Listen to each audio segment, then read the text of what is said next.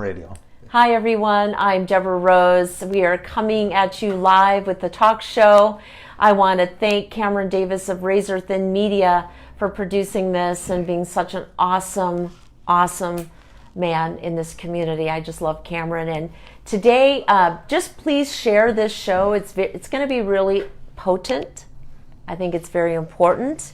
Our special guest today is Town Council member Jim Ferris. So please like, share, tell your friends about it. And if you missed this show live, you can also find it next week on my website, which is PaysonAZProperties.com under the talk shows. So I just wanted to introduce to you the illustrious Jim Ferris. It's so nice to have you, Jim. Well, good morning. Good morning. It's a pleasure to be here. Thank you for joining us. I know that you're a current town council member. Yes. And how long have you lived in Payson? Over 4 years. Yeah? Yeah, 4.5 years.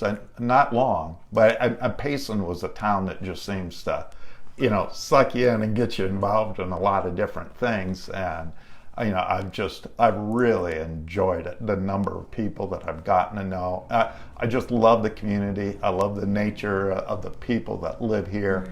And I grew up in a small farming community, so the ranch kind of cowboy atmosphere, I love it. Yeah, that's wonderful. Payson is a great community and a great town. What drew you to Payson? You retired here now, so. Yeah. We got feedback. I don't really sound that way, do I? Yes, you do. I was working in the Valley. I was working for the First Tee of Phoenix, was a junior golf program, and we'd teach the life skills through the game of golf. And there were some changes there, and I being a small boy, they say you can take the boy out of the country, but you can't take the country out of the boy. So I had to get out of the city, and we had taken a trip with some kids up to Show and played the White Mountain Country Clubs, and I'm just going, oh, the pine and the mountain air, and said, this is just beautiful. So, but Payson was much closer to the valley and the airports and so forth. So I just and I had a member. There was Mitchell was a member of the First Tee, and he came down with his dad Mike a lot. And when he heard that I was looking for, he go, "Oh, you got to come to Payson. You got to check out Payson." So I came up one day, and he drove me around, and just go, "Wow, yeah, I really like Payson." So that's wonderful. Well, welcome to the community.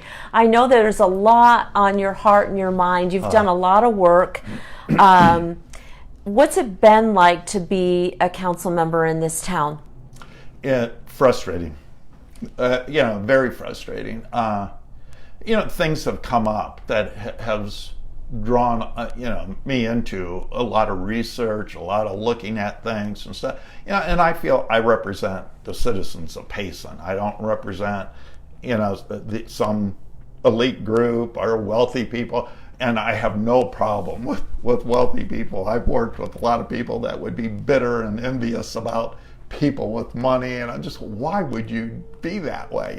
What it's almost like breaking the 10th commandment, thou shalt not covet. And so we just need to be thankful for what we have, and no matter what. But I want to represent the general populace out there, and there's things that it would be nice if we could create in Payson that would serve well our senior population, which is great, but our youth a lot, and they always just say, well, families don't want to stay here, there's nothing to do, and there was a survey that the town did a handful of months ago, and asking people what they wanted to see in Payson. And many of those responses were, a community, something for the kids, this, the new swimming pool, all this stuff, that's what, out of 220 some respondents, not one said they wanted a 4-year university here. but they wanted all these other amenities that would benefit them and increase, their quality of life here in Payson. And I just think it's a shame that we don't have that. I have people coming up, well, how come the town, why don't we do this? I'm saying, we don't have the resources. We had the resources available to us at one point, and I think could have been made available to us to do all these things that people, are asking for and really almost demanding. And I'm just going, well, let's. Yeah, I understand what you're saying. So you've just come out with something called the Ferris Report, and you said it's been frustrating. There's a lack of funds. What caused you to write this document? Well, it was last August. There was a town hall meeting form at the Episcopal Church on Tyler, and different people, the community center people, came and they gave a program and were looking to ask the town for $500,000-$600,000, every year for this community center type building to be built on the SLE property on the east side of Mud Springs Road. What's SLE? A lot of people aren't going to understand you. SLE, it's a separate legal entity, and it is a function of Arizona revised statutes and created this here. And there were several people that a lot of people know that worked to change that law, the provisions in that law, to give this group here, the RCEA, some of the latitude and authority that they need to structure it in the first place and then to do what they're doing now. And to name that, I know Sylvia Allen was on the bill, and late Chester Crandall was on there, and they pushed in 2011 to change that bill. Jen Brewer, she vetoed it, and they went back 2013 and then got that changed. But that set up their ability to get two governmental agencies, which, the town of Payson's one and Star Valley's the other one, to come together and form this separate legal entity. They requested the county to be involved with it also, but they chose not to at the time. And so this SLE then went out, and I think clear back in 2008-9, they were looking forward to this lease coming due with our community hospital, and the community health systems at the time had this 18-year lease, and they were looking, and I think there was all kinds of planning and plotting and stuff to go out what was going to happen when that lease come up. And when it came up, well, then the SLE, was able to also extract some money out of it, or the MHA did. And of course, then that went through the RCEF, which is the Rim Country Educational Foundation, which is a member organization of the MHA, totally under their umbrella. And the RCEF then provides the funding for them to purchase the Forest Service property. And for the 4-year university. Yeah, that was supposed to be for the 4-year. And prior to that, work coming up to that then, there was direction given to Public Works and that, we need to create an educational facility district. And so that, that would also have some effect on the appraised value of that property. That property is all within the town limits of Payson. And, but creating that separate district and the SLE, it's almost like a county within a county. They have so much autonomy of what they can do. And, so if that answers what an SLE is. Okay, yeah. So going back, so there's a lot of moving components here, but going back to that August meeting at the Episcopal Church, someone was asking for $500,000 to $600,000 a year to build a community center. Is that what is going on? Yeah, to help pay for the community center and the ongoing operations. And at the time, they were again talking to Varsity, the hockey preparatory school, and I think they were feeling that if they had this building on their property, then that would help attract and convince Varsity to build a facility there. And I question that. Well, the town's going to put in $500,000-$600,000 a year for a number of years going forward, and we're going to help build. And if there were bonds issued, we'd be paying off the bonds on that. Yeah. But so then the SLE would own this here. They would lease it out to Varsity, and those lease payments would end up filtering back to the RCEF, MHA, and what does the town get out of it? And if the preparatory school came, the same as when they were talking about at Rumsey Park, they would have first opportunity for those facilities. They would have first, I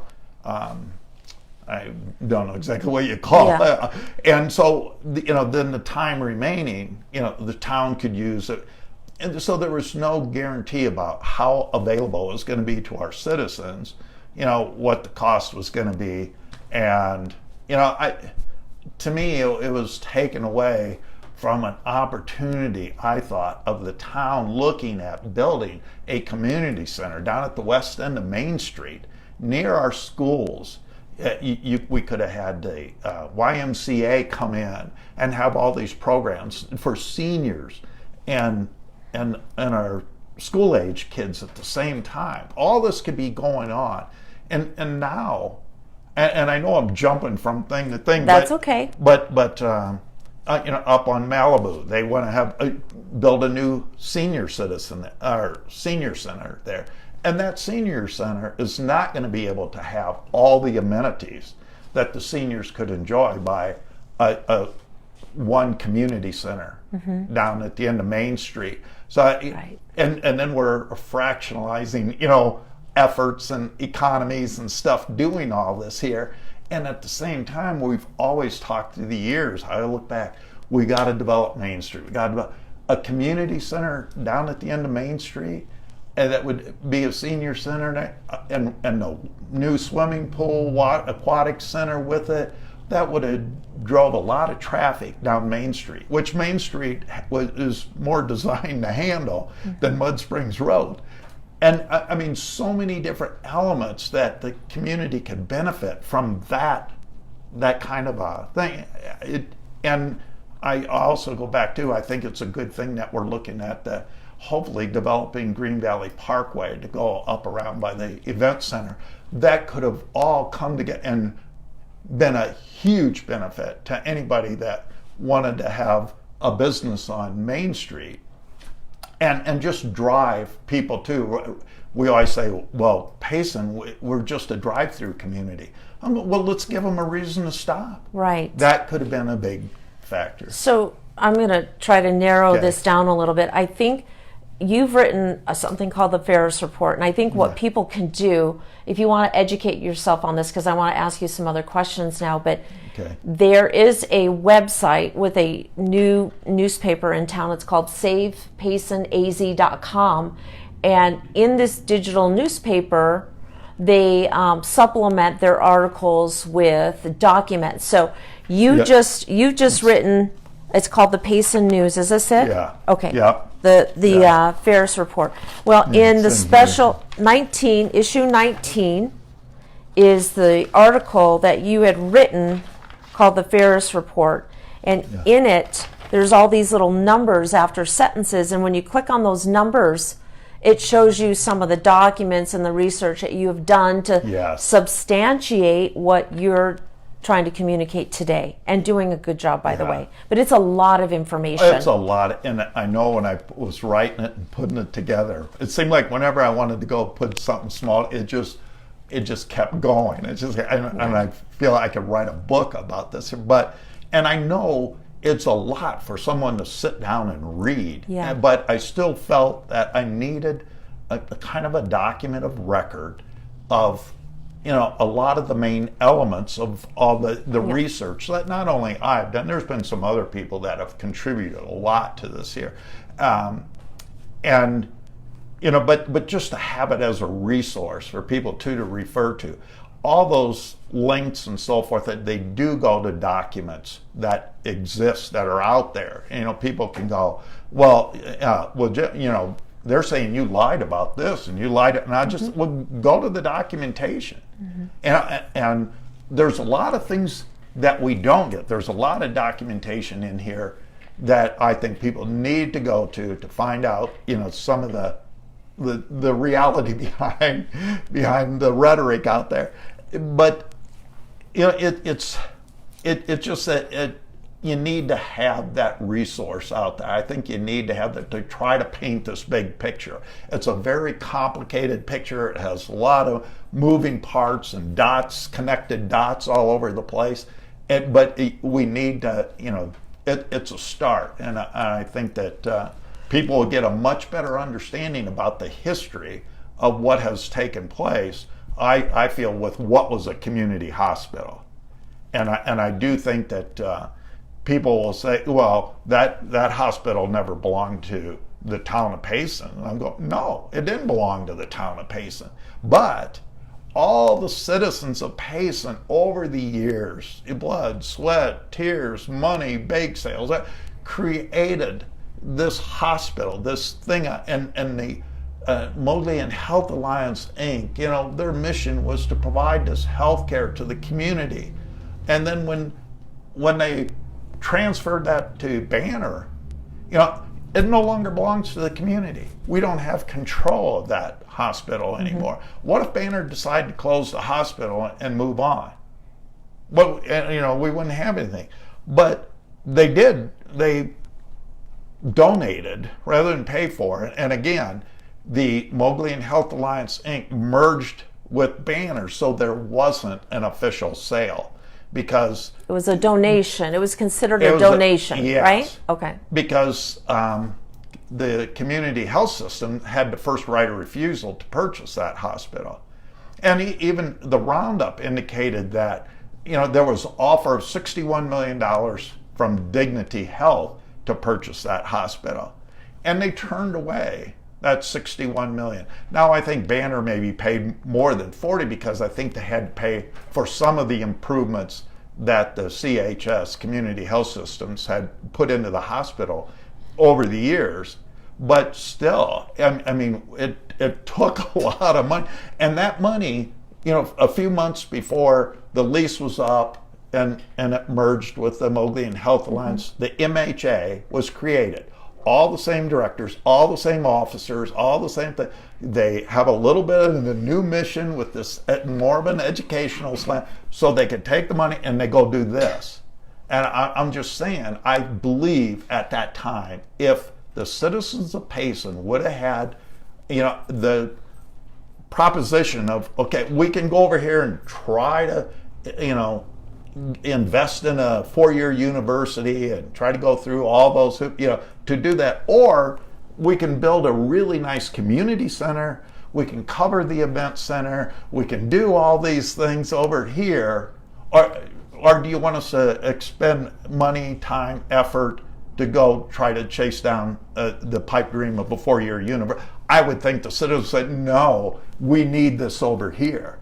And that has been taken away from the community. That's how I feel about it. Yeah. And I'm just, So it's just frustrating. I hear your heart. I mean, you want to invest in this community. I do believe it's great for the community to have a center, especially for children, seniors, have a great pool that we can all enjoy year-round, maybe Yes. it covered, right? So your frustration has been in your research then that you've seen some redistribution of funds that you thought belonged to the community. Well, the Payson Hospital was donated to, the land was donated, the Pyle family has donated hundreds of thousands of dollars. I think it was a community asset at one time, and then you started on this research lineage of figuring out, okay, well, how has this all developed? who are all the players, and what does that mean for the community. So people can find out what that means in the Ferris report at savepaceandaz.com. Now, switching gears, you're a current council member. We have a vote on August 4th. I am one of the people running for town council, and it has been a very hostile environment. Now, we haven't always been that way, but it certainly has digressed to that. And what I've noticed is Payson seems to be a microcosm of what's happening at a national level, because the accusations are flying towards you and our current mayor, whom I've had on this show, and I've had also Kenny Evans, who has been on this show. So there's a long and storied history that people can do research on. But here's the bottom line: how can you get angry at a current mayor for not doing as much work as he wanted to do? For two reasons. One, he was recalled within 6 months of being in office, and then there's 2 massive lawsuits against him. You are named in one of those lawsuits. So tell the community what that has been like and why you feel that those lawsuits were leveled against you and our current mayor. Yeah, I would say follow the money. You can go on our town website and look up, where the campaign financing has come from, and there's a lot of unanswered questions even looking at that when you look at how much money has already been invested in advertisement and the signs. I mean, if signs dictated who won, it would be a foregone conclusion, but I mean, it's just unbelievable the number of signs out there. But I do think you have to follow the money, and who's paying for all the lawsuits and stuff. I mean, the $87 million threat claim, a notice of claim against me was given to us 10 minutes before a town council meeting in which we were going to discuss the RCEA SLE out here. I mean, obviously, why that timing wasn't coincidental. And if you follow all the money and the recalls and all this effort, I do believe wholeheartedly that the MHA, Kenny Evans is president of the MHA, and that group, this creation of the SLE. This SLE is a conduit for the MHA to funnel money through to develop this property, to create just lease income flow. You're probably talking in years to come millions of dollars. And I think that's probably one of the problems they've had getting a university here. They're not going to give up the property. They want the lease payment off it. But anyway, if you follow that money, I think you'll see where, it's certainly this faction wants to hold that together. They don't want anything that's going to interrupt their investment in this property for their future gain. And the MHA people say, well, look how much the MHA has done. I'll go, yeah, that is great. But I still say that all these amenities that we've foregone, there would still be plenty of money in that foundation to still do everything they're doing for the schools or seniors or, whatever they do. And we'd still have income in that foundation to cover any operational losses on these new facilities. In other words, the citizens wouldn't have had to pay one penny other than program fees, and they could have this. So, I don't understand, why there was so much reluctance to do these facilities. It isn't taken away from what's already being done. The other thing is the MHA, they go out, they're after funds from every foundation, quasi-government agency, and everything else. And a lot of times it's reported that the MHA has bought their... Well, I'll highly commend them for going out and finding these sources of money. And when it funnels through them and it isn't necessarily that they paid 100% for those things. They've already gotten a substantial amount of money from other organizations that I don't think are getting any credit for what's happening. And that could still go on. That could still be an ongoing. You know, enterprise. I have one question that's disturbing to me, because I'm a citizen of Payson. I've lived here 19 years. There was a town hall meeting that is, you know, on video. Anyone can go and find it, where they were asked where the money was. And I think the two responses were, there's like $700 in one account and $50 in another. I can't remember the exact numbers. So if they're sitting on millions and millions and millions of dollars, and there was millions of dollars fundraised too to help build the ASU campus, you know, we all, I think, got excited at some point about the university coming. I know that a lot of people contributed to that. So where is all that money? I mean, if people have donated a lot of money to support the ASU campus and they're not here, can people get that money back? And then where is the money? Because in that meeting, I think it was Jennifer Smith that answered those questions. And to say that the SLE doesn't have any money, or the RCEA didn't have any money, where is it? And the fact that they were private. You know, the town of Payson, we're members of that SLE. And we can't get information and documents that our intergovernmental agreement had created that they're supposed to provide us. We're not getting any of that, and they claim, oh, everything's private. Well, wait a minute. No, it isn't private. What the MHA does, that's private. No, it's a 501c3 corporation. It is not private. It's just like, you know, the hospital, when the hospital existed and the Mowgli Health Alliance they had title to that property. The assets were entitlement to a 501c3.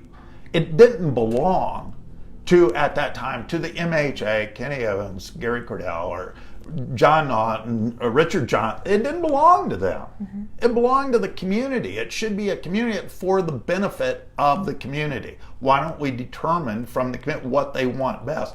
But yeah, that whole thing, that the SLE, the RCEA SLE, they have no revenue coming in. They have no assets other than what they've taken title to through the purchase, the lending of money through the RCEF to buy that property. They don't own anything, so they are not independent. People go, oh, well, that's an independent. No, it isn't. It's totally controlled by the MHA. The MHA, and when I say that, the RCEF can be included in that.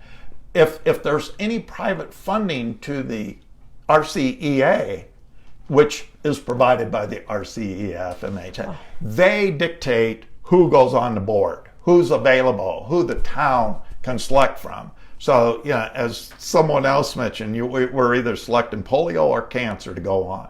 And when you look at who they've nominated for that, Jennifer Smith is on there. She's running for town. She is on the board of the MHA. And there's other town council members that have been nominated to go on there. Who do you think that the MHA, RCA are going to nominate people on that board that aren't totally bought into that agenda and what's going to happen there? Obviously they are.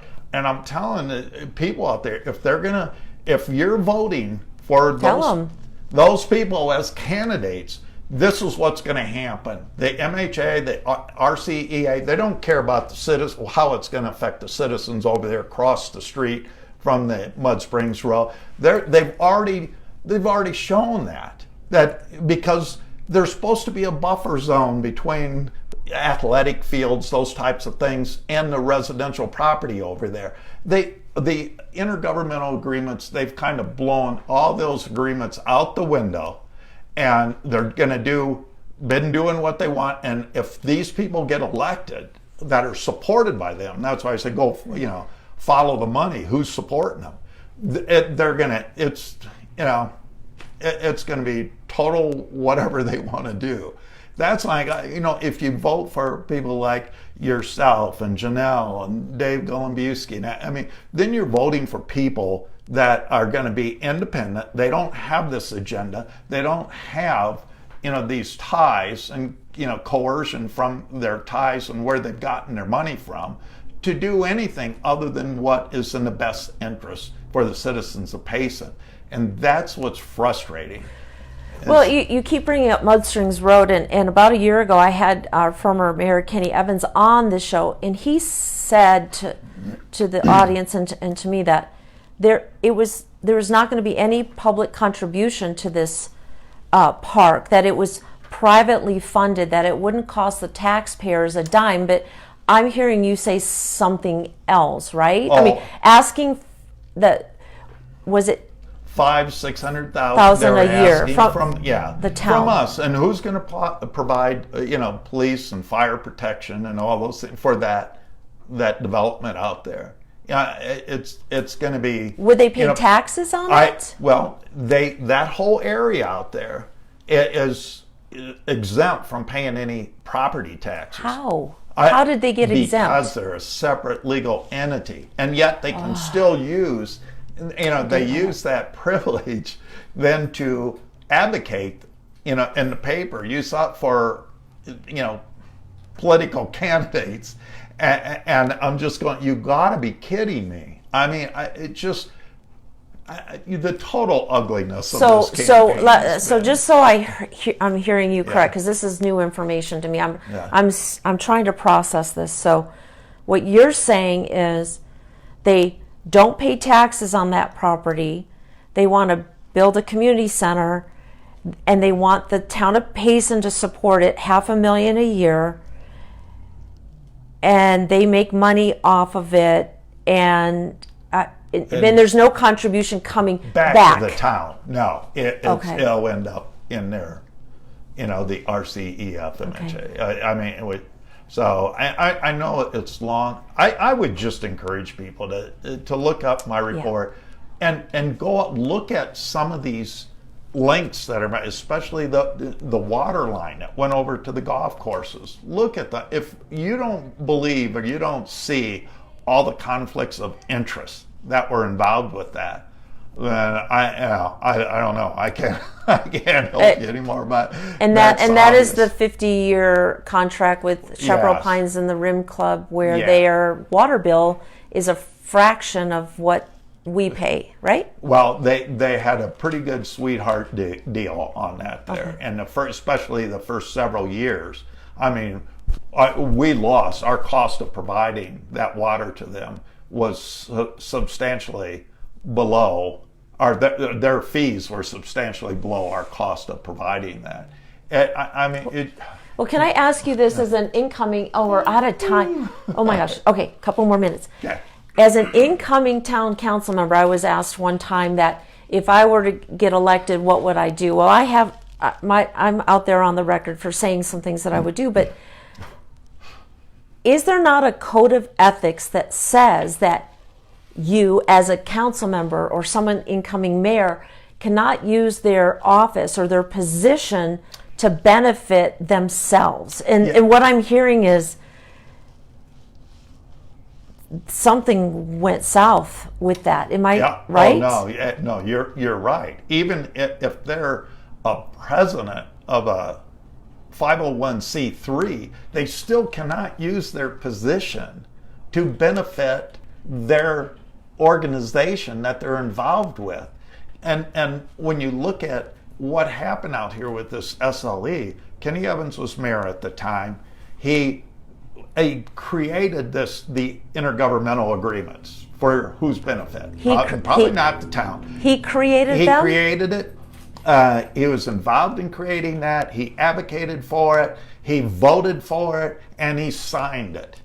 In law, you would have to recuse yourself. I mean, I know enough about law, and I know very little, but I know about law that you have to recuse yourself. You can't do that. Yeah. Is that why you're upset? Oh, yeah. All these reasons is what's so frustrating to me, because I know what the Payson could have right now, today, for the last few years. We could have enjoyed all these facilities, the new thing, the covered events, and we could have been bringing in bigger events and bringing more people into Payson. All these things that we could have, and not eliminate anything else, what we're enjoying now. It would not be to the detriment of anything else. Yeah. And that's what's frustrating. What about the citizens of Payson? What about them? Yeah. Do you feel like they've gotten shafted? Do you feel like they've been... Absolutely. Absolutely. I feel they've been, neglected, and, certain interests, personal interests and drives have taken away what really was belonging to the greater community of Payson. And that was taken away when those assets, in other words, the economic value out of that community hospital, could have been used to create all this and if we would have taken the $61 million, we could have done all this and they still would have had their $40 million in their foundation. I'm just going to go, obviously, that control and future desire, I think, for them to control the future lease payments, revenue flow off this property. And did the town were they ever presented with the option of buying that property, the town themselves, or was that deflected over, I'm sure the town administration at the time was set, well, this property's for sale. Was it a consideration for the town to buy it, or would it just go back over to the SLE? I think you can research that off of the Payson Roundup and find out. I don't recall it ever being offered, but I do recall being a realtor that to purchase 253 acres for $1 million or $2 million was extraordinarily cheap. I know of 57 acres for sale for $4.9 million. Yeah. So there's a lot of questions that are arising from a lot of your research and certain other individuals and committees that have. So what, in closing, because we have to get off the air now, I'd love to keep talking to you. I know. What is happening with the lawsuit against you and the current mayor? Well, I do not think the $87 million threat of that lawsuit, nothing has happened. 60 days has passed. Doesn't mean they can't come back. And it wouldn't surprise me if they did. But if they do, they know very well that we have we can discovery. We have discovery. And then we can subpoena, we can depose, and all this secrecy and the reluctance to give any financial information or testimony or documentation or anything. They're going to keep that secrecy. And last July, you had Kenny Evans sitting here saying, these scallywags think that we're operating in secrecy. Well, we're not secret, we're private, and we are entitled to our privacy, basically. Not as a 501c3, not as a member organization of the town. I just, just nothing makes. Wow, it's frustrating. I'm confused. I'm really confused, and so if I'm confused, I'm sure a lot of other people are confused. But, anyways, boy, thank you for joining us today. It was a pleasure to have you. And I wish you the best in your remaining 2-year term as town council, and maybe I'll see you there one day. Maybe not. I don't know. It would be a pleasure to see you sworn in and sit next to me. Well, we'll see. God gets to decide, I guess. I don't know, but we hope that you vote. Once again, Jim Ferris, current town council member in Payson, and if you want more information, you can go to savepaysonaz.com. Issue 19, I think it was a special issue. If you want to look at the Ferris report online, it's better because there's digital documents attached. Just look for the little blue numbers behind the sentences. Thank you for joining us. We hope to see you again next month, and go vote on August 4th. Have a great day. Thank you.